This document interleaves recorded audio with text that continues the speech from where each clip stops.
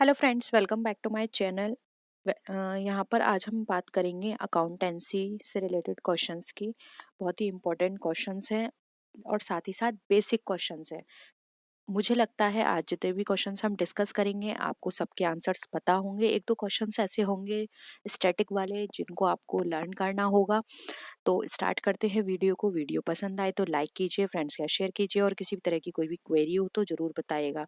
इसके साथ ही साथ आप चैनल पर नए हैं तो चैनल को सब्सक्राइब कर लीजिएगा और बेल आइकन पर क्लिक भी ज़रूर कीजिएगा जिससे कि आने वाले वीडियो का नोटिफिकेशन आप तक पहुंच जाए। आप किसी पर्टिकुलर टॉपिक पे वीडियो चाहते हैं तो वो भी आप कमेंट सेक्शन में बता सकते हैं और किसी भी क्वेश्चन में आपको डाउट लगता है तो वो भी आप कमेंट सेक्शन में नीचे जरूर लिखिएगा जिससे कि हम उस पर वीडियो आगे बना सकें। ठीक है, तो स्टार्ट करते हैं। सबसे पहले क्वेश्चन देखिए हमारा, accounting standard in India are issued by. अब इंडिया में जो अकाउंटिंग स्टैंडर्ड इश्यू किए गए हैं वो कौन इश्यू करता है, आपको ये बताना है। ज़्यादा डिस्कस करने वाली चीज़ नहीं है, सीधे ऑप्शंस पे आते हैं। Central government, state government, institute of chartered accountant of India या फिर आरबीआई। इसके बारे में तो आप जानते ही होंगे। अकाउंटिंग स्टैंडर्ड बोर्ड है हमारा एएसबी। कौन इश्यू करता है?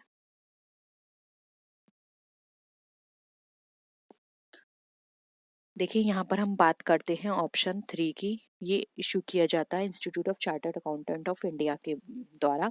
अब इसके बारे में थोड़ा सा और डिस्कस कर लेते हैं जिससे कि हो सकता है अगर आपके एग्जाम या आप इसके बाद कोई और एग्जाम दें तो ये नॉलेज आपको वहाँ काम आ जाए। ठीक है, तो देखिए हाँ, हमारा अकाउंटिंग स्टैंडर्ड बोर्ड है जो, और ये जो हमारा अकाउंटिंग स्टैंडर्ड है वो इशू किए जाते हैं आईसीएआई के द्वारा, यानी कि institute of chartered accountant of India के द्वारा। वो अकाउंटिंग स्टैंडर्ड्स इशू करती है। अब ये जो आईसीएआई है वो इशू की करती है।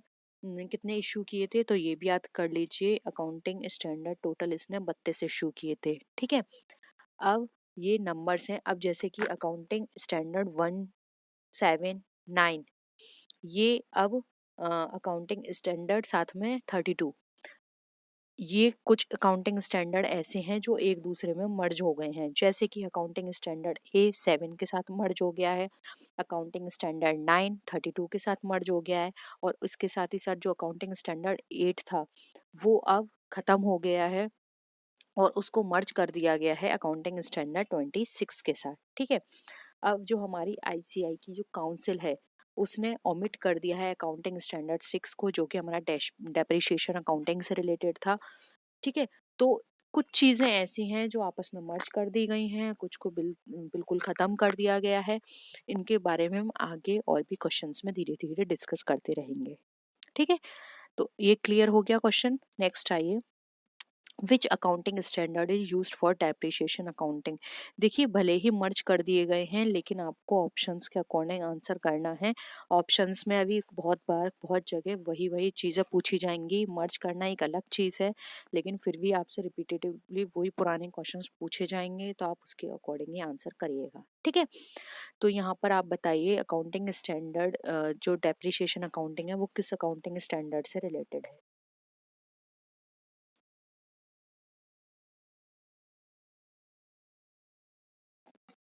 यहाँ पर ऑप्शन हो जाएगा 6।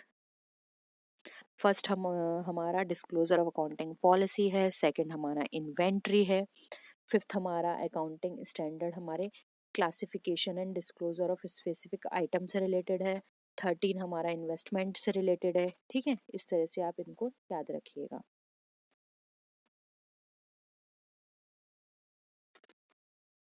नेक्स्ट आइए, the main objective of accounting standard is. Accounting standard का आपको मेन ऑब्जेक्टिव बताना है।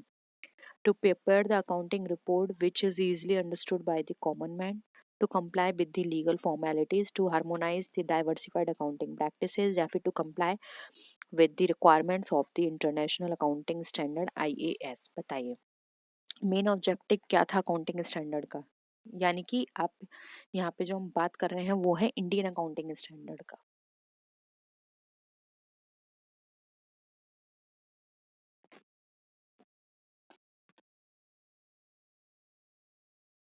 देखिए यहाँ पर ऑप्शन 3 राइट आंसर हो जाएगा। जो भी अकाउंटिंग प्रैक्टिस आई है उनको हार्मोनाइज करना, यानी कि इतनी डाइवर्सिफाई हैं आप उनको अच्छे से कितना आप उनको पढ़ोगे, कितना आप उनको समझोगे, तो उसको और भी डिफाइन तरीके से, यानी कि उनको आप बिल्कुल ही क्लियर कर तरीके से उनको समझ पाएँ, उसके थ्रू अपने अकाउंट को प्रिपेयर कर पाएँ, सारे प्रैक्टिसेस कर पाएँ। इसलिए अकाउंटिंग स्टैंडर्ड को लाया गया, यानी कि एक रिफाइन तरीके से चीज़ें लाई गई जिससे कि आप अपनी प्रैक्टिस ईजिली तरीके से कर पाएँ। तो यहाँ पर ऑप्शन 3 राइट आंसर हो जाएगा, to harmonise the different accounting policies. ठीक है, ऑप्शन 3 राइट आंसर हो जाएगा। नेक्स्ट आइए, prefix of CS of members of the institute has been granted by ICSI। जो CS का जो प्रीफिक्स है वो ICSI के द्वारा दिया गया कब, आपको डेट बतानी है।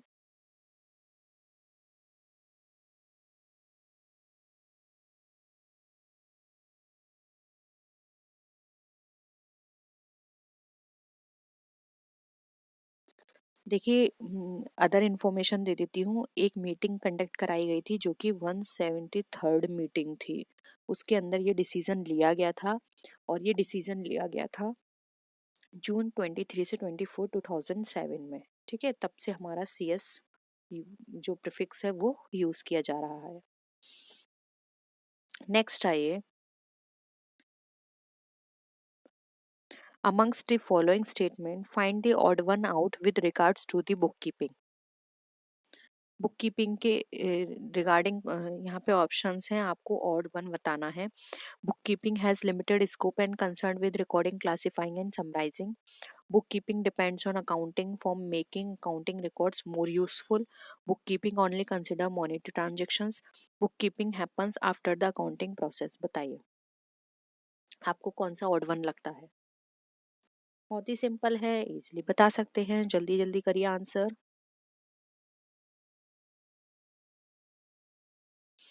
देखिए, साफ पता चल रहा है ऑप्शन 4, क्योंकि यहाँ पर क्या बोल रहा है, book keeping happens after the accounting process.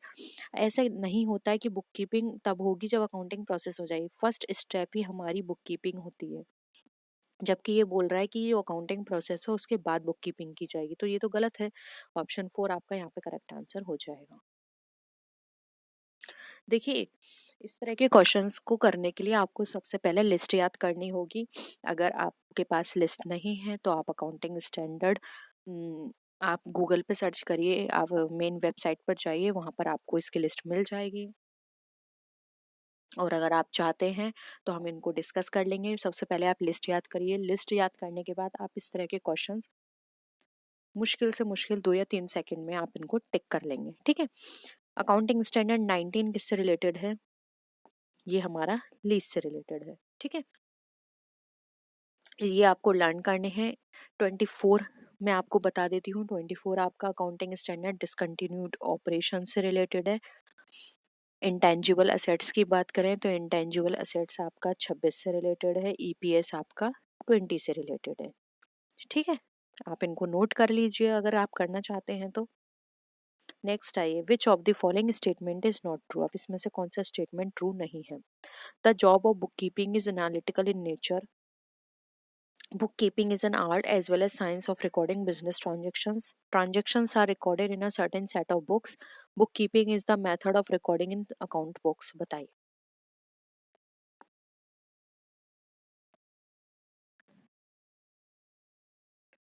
देखो, यहाँ पर दे रखा है the job of book keeping is analytical. Analytical वाली यहाँ पे कोई बात ही नहीं है। आप जब बुक कीपिंग में रिकॉर्ड्स मेंटेन करते हैं तो वो एक क्लरिकल वर्क हो जाता है, एक क्लरिकल जॉब है, ना कि एनालिटिकल इन नेचर। हाँ, बाद में आप समराइज करेंगे, इंटरप्रेट करेंगे, उसको क्लासिफाई करेंगे, वो आपका एनालिटिकल इन नेचर होता है, लेकिन ये आपका हमारा एनालिटिकल नेचर में नहीं होता। इसलिए यहाँ पर ऑप्शन 1 आपका राइट आंसर हो जाएगा। बुक कीपिंग आपका कैसा है, बुक कीपिंग आप हमारा क्लरिकल नेचर का है। ठीक है, not analytical. Option 1 right answer है। नेक्स्ट आइए, अब आपको बताना है आपका असेसमेंट ईयर जो है हमारा वो कहाँ से स्टार्ट होता है। 1 दिसंबर से, 1 अप्रैल से, 1 जून से, या 1 मार्च से। देखिए, यहाँ पे असेसमेंट ईयर की बात की जा रही है तो यहाँ पर हम इनकम टैक्स जो होता है हमारा उसके अकॉर्डिंग बात करते हैं। बताइए।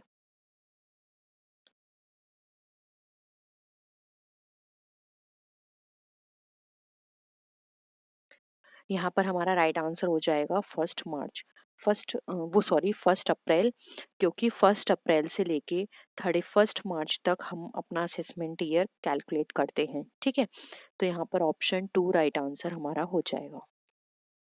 नेक्स्ट आइए, अकाउंटिंग स्टैंडर्ड 6 हमारा किससे रिलेटेड है?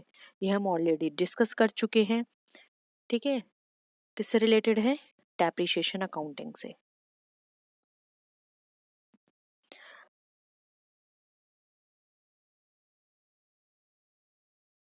नेक्स्ट आइए, preparation of consolidated statement of accounts as per accounting standard 21 is. अब अकाउंटिंग स्टैंडर्ड 21 के अकॉर्डिंग जब हम अपने कंसोलिडेटेड स्टेटमेंट को प्रिपेयर करते हैं तो ये किस तरह का होता है? ऑप्शनल होता है, प्राइवेट लिमिटेड कंपनी के लिए मैंडेटरी होता है, या फिर लिस्टेड कंपनी के लिए मैंडेटरी है, या फिर सभी तरह की कंपनी के लिए मैंडेटरी है? आपको ये बताना है। तो ये चीज़ें भी आपको थोड़ी बहुत याद रखनी है। अकाउंटिंग स्टैंडर्ड तो याद ही रखने हैं, इनके बारे में थोड़ा बहुत आपको पता भी होना चाहिए कि ये जो अकाउंटिंग स्टैंडर्ड है ये किस तरह का प्रोविजन है या क्या चीज़ बताता है।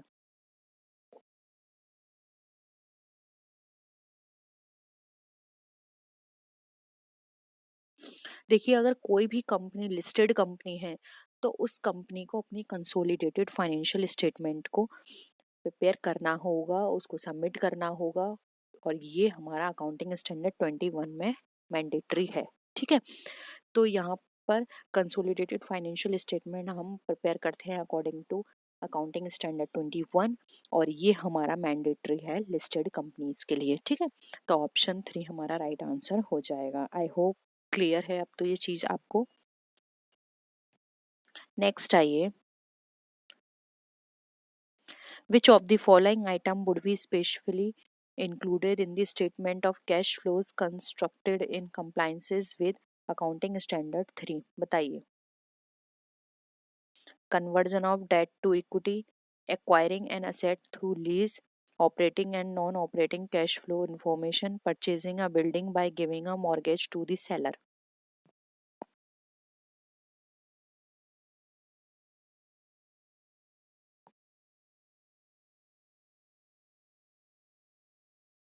बताइए, जो हम अकाउंटिंग स्टैंडर्ड 3 के अकॉर्डिंग हमारा कैश फ्लो स्टेटमेंट हम बनाते हैं तो वहाँ पे किस तरह की चीज़ें इंक्लूड की जाती हैं। देखिए, इसमें ऑपरेटिंग और नॉन ऑपरेटिंग दोनों कैश फ्लोज को इंक्लूड किया जाता है। ठीक है, फिर वो ऑपरेटिंग से रिलेटेड हो या नॉन ऑपरेटिंग कैश फ्लो हो। ठीक है, तो ऑप्शन 3 हमारा यहाँ पर क्या है? राइट आंसर हो जाएगा। ठीक है, क्लियर है ये सारी चीजें। नेक्स्ट देखिए, which of the following is true regarding the prudence principle of accounting? Taking care of future losses, taking care of future profit, taking care of bad debts, या फिर taking care of inventory and depreciation. Prudence principle तो आप समझते होंगे। देखिए, prudence principal हमें कहता है कि जितने भी हमारे एंटिसिपेटेड लॉसेस हैं उसको हमें ध्यान में रखते हुए अपने चीज़ों को काम करना है, या हमें वहाँ पे अपना प्रॉफिट जो है वो बचा के चलना है, और हमारे जितने भी गेन्स हैं, एंटिसिपेटेड जितने भी गेन्स हो रहे हैं, उन चीज़ों को हमें इग्नोर करना है। ठीक है, तो यहाँ पर ऑप्शन क्या हो जाएगा? 1 राइट आंसर हो जाएगा। हम फ्यूचर के लॉसेस को माइंड में रखते हैं और फ्यूचर के जितने भी हमारे गेन्स होंगे उनको हम यहाँ पर इग्नोर करते हैं इस प्रिंसिपल के अकॉर्डिंग। ठीक है, तो ऑप्शन 1 हमारा करेक्ट आंसर हो जाएगा। नेक्स्ट देखिए, accounting standard board of India was established in the year. Accounting standard आपको बताना है, इसका जो बोर्ड है वो कब बना था।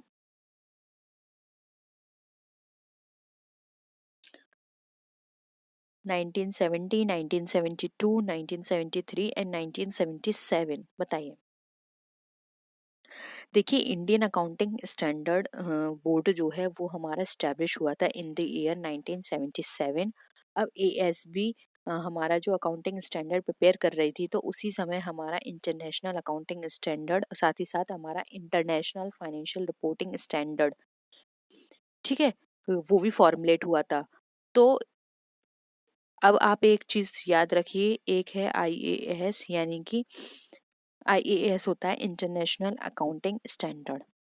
IFRS इसकी फुल फॉर्म भी याद रखिए, ये होता है आप हमारा इंटरनेशनल फाइनेंशियल रिपोर्टिंग स्टैंडर्ड। ठीक है, इनके बारे में भी एग्जाम में पूछ लिया जाता है, इनकी फुल फॉर्म याद रखिए, IAS यानी कि इंटरनेशनल अकाउंटिंग स्टैंडर्ड, और ये IFRS international financial reporting standard. ठीक है, और अगर आपको एग्जाम में सिर्फ AS दिया होता है तो AS का मतलब होता है इंडियन अकाउंटिंग स्टैंडर्ड। यहाँ पे आई मेंशन नहीं होता, लेकिन AS को इंडियन अकाउंटिंग स्टैंडर्ड ही कहा जाता है। ठीक है, क्योंकि आई मेंशन होगा तो वो इंटरनेशनल अकाउंटिंग स्टैंडर्ड हो जाता है। नेक्स्ट आइए, which of the following accounting principle differentiate between owner and management, बताइए कौन सी प्रिंसिपल के अकॉर्डिंग हमारा ओनर और मैनेजमेंट में अंतर आ जाता है। Business entity concept, going concern, dual, या फिर नन ऑफ द अबव।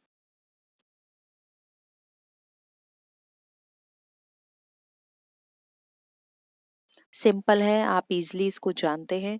जब भी हम बात करते हैं बिजनेस एंटिटी की, तो यहाँ पर जो हमारा आंसर होगा वो हो जाएगा ऑप्शन नंबर ए।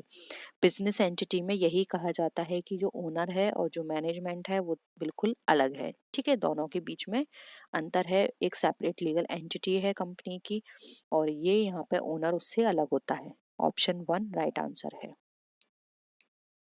नेक्स्ट आइए, in the double entry system of bookkeeping एक ट्रांजेक्शन अफेक्ट करेंगे। One account twice, two accounts at the same time, one account in two ways, two accounts in two ways. बताइए क्या लगता है आपको इसका answer.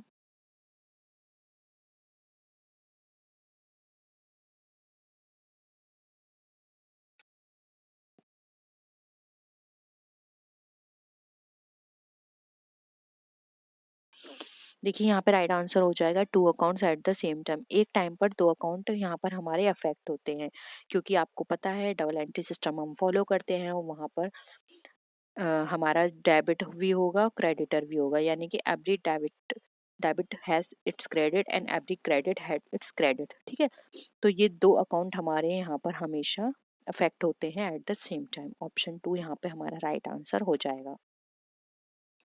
Next आइए, which of the following is not an accounting equation. हम इसमें से कौन सी अकाउंटिंग इक्वेशन नहीं है, आपको वो बतानी है।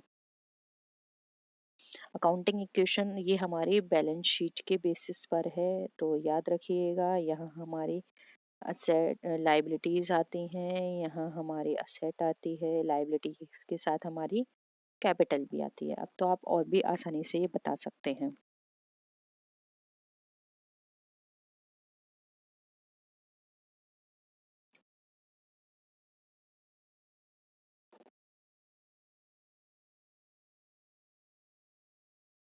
बताइए कौन सा रखता है आपको यहाँ पर। ऑप्शन 2 यहाँ पे हमारा रॉन्ग है। ठीक है, क्योंकि यहाँ पे असेट्स, लाइबिलिटीज और कैपिटल को माइनस करने पर हमारा असेट आ रहा है, जबकि ऐसा नहीं है। असेट हमारा निकल कर आता है जब लाइबिलिटीज और कैपिटल हमारी प्लस हो जाती है। ठीक है, तो ऑप्शन 2 यहाँ पे हमारा राइट आंसर है, बाकी हमारी इक्वेशन सारी सही है। नेक्स्ट आइए, the accounting standard related to amalgamation of company is, यानी कि किस अकाउंटिंग स्टैंडर्ड में हमारी अमलगमेशन के बारे में बताया गया है। क्या होगा आंसर।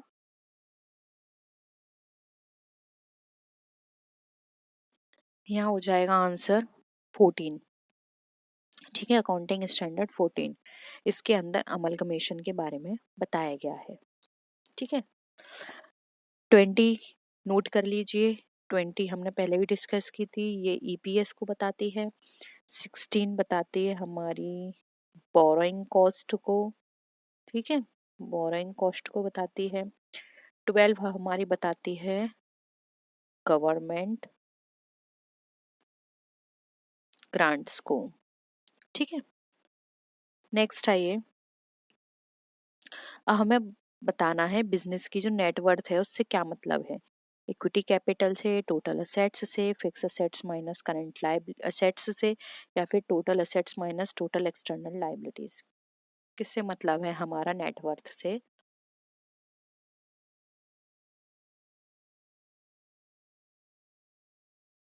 यहाँ पे डुअल एस्पेक्ट कॉन्सेप्ट चलता है, याद रखिएगा। डुअल एस्पेक्ट कॉन्सेप्ट हमें बताता है कि टोटल असेट्स जो होगी बिजनेस की वो हमारी इक्वल होनी चाहिए लाइबिलिटीज और कैपिटल से, जो कि अभी हमने आपके साथ डिस्कस की थी। तो अगर हम बिजनेस के नेटवर्थ को कैलकुलेट करेंगे तो टोटल लाइबिलिटीज जो है वो हमारी सब्ट्रैक्ट कर दी जाएंगी टोटल असेट से। तो इस हिसाब से हमारी नेटवर्थ निकल कर आएगी total assets minus total external liabilities. ठीक है, ऑप्शन 4 हमारा राइट आंसर हो जाएगा। क्लियर है? नेक्स्ट आइए, accounting standard 8 is concern with. Accounting standard किससे कंसर्न करती है? Valuation of inventory, accounting for fix assets, accounting for research and development या डेप्रिसिएशन अकाउंटिंग। अभी हमने पहले डिस्कस किया था कि अकाउंटिंग 8 जो है वो खत्म कर दिया गया है। इवन दो फिर भी आपसे ये क्वेश्चन में पूछा जाएगा तो आपको सारे ही याद करने हैं। ठीक है, 1 अप्रैल 2003 से इसको एबॉलिश कर दिया गया है और इसको रिप्लेस कर दिया गया है अकाउंटिंग स्टैंडर्ड 26 से, जो कि हमारा इंटेंजिबल असेट्स के बारे में बताता है। ठीक है, लेकिन यहाँ पे अकाउंटिंग स्टैंडर्ड 8 पूछा गया है जो कि पहले का है, 1 अप्रैल 2003 से पहले का। तो वो बताता था हमारे accounting for research and development के बारे में। ठीक है, तो ऑप्शन 3 यहाँ पे राइट आंसर हो जाएगा। नेक्स्ट आइए, the objective of a business organisation do not include. अब इसमें यहाँ पर जो बिजनेस ऑर्गेनाइजेशन का ऑब्जेक्टिव उसमें क्या चीज़ इंक्लूड नहीं की जाती? Maximisation of total investment, maximisation of profit, maximisation of sales या फिर सर्वाइवल।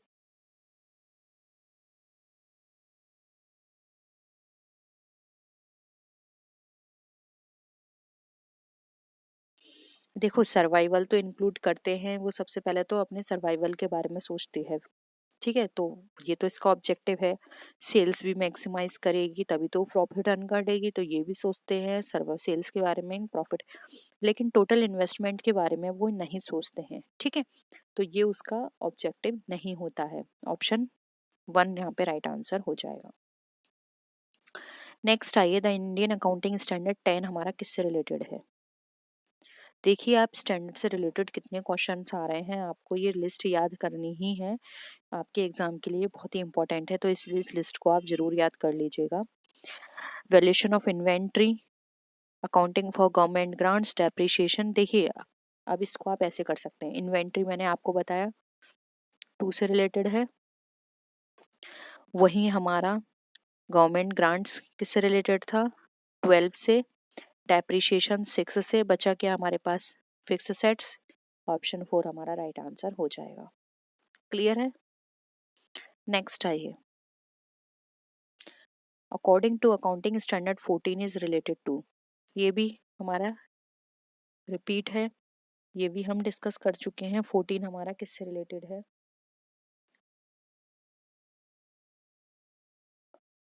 लेकिन इसको थोड़ा घुमा के पूछा गया है।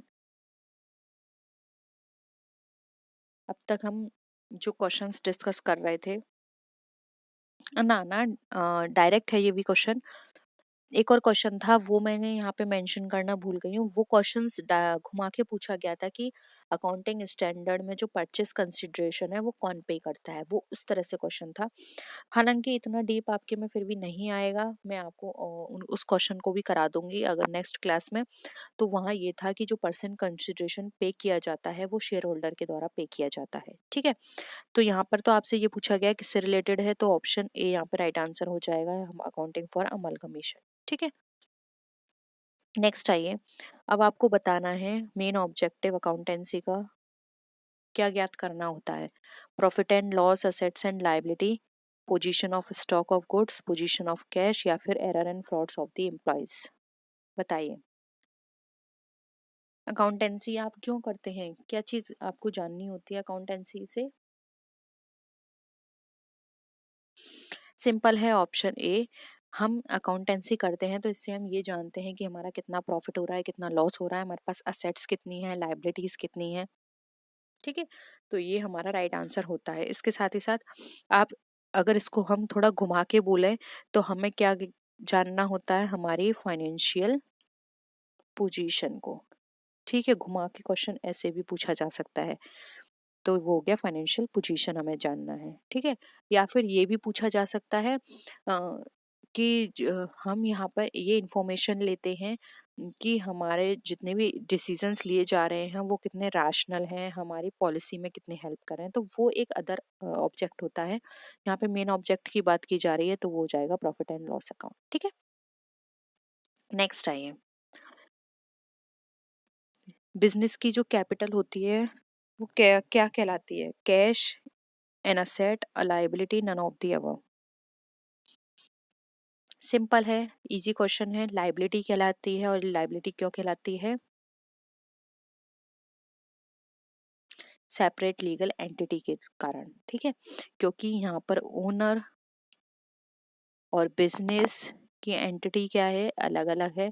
तो बिजनेस में कोई भी कैपिटल लगेगी तो वो बिजनेस के लिए क्या है, एक लायबिलिटी है, क्योंकि ये ओनर के द्वारा लायबिलिटी लगाई गई, ओनर के द्वारा कैपिटल लगाई गई है, और जो कि बिजनेस को उसको प्रॉफिट के थ्रू रिटर्न करनी है। ठीक है, तो ऑप्शन यहाँ पर 3 राइट आंसर हो जाएगा।